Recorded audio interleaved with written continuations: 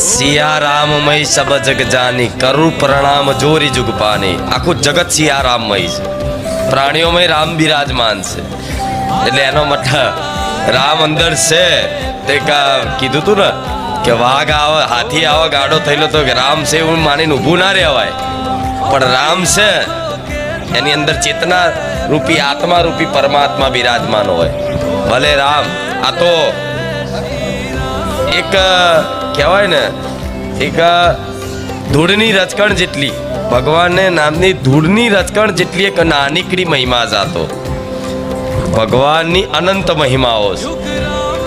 રામ નામની મહિમા એટલી અનંત છે, એટલી અપાર છે કે મોટા મોટા ગ્રંથો ઓછા પડ્યા, મહાપુરુષોના વાણીમાં અનુભવ આવ્યા એ ઓછા પડ્યા. જેટલા લખાયા છે અનુભવ, મહિમા જેટલી લખાઈ છે, મહાપુરુષોની વાણીમાં જેટલું વર્ણન સાંભળવા મળ્યું છે એ તો ખાલી માત્ર 5% નથી. ભગવાનની તો અનંત મહિમા છે. હરિ અનંત, હરિ કથા અનંતા. એટલે એની મહિમા ક્યારે પૂરી થાય? બધાને અલગ અલગ અનુભવ થાય, બધાને અલગ અલગ. રામ રામ જપી તો જુઓ. માતા એવું કહીશ તમને દૂરનું સંભળાતું થઈ જાય, દૂરનું જોવાતું થઈ જાય, કોઈની મનની વાત તમને ખબર પડતી થઈ જાય.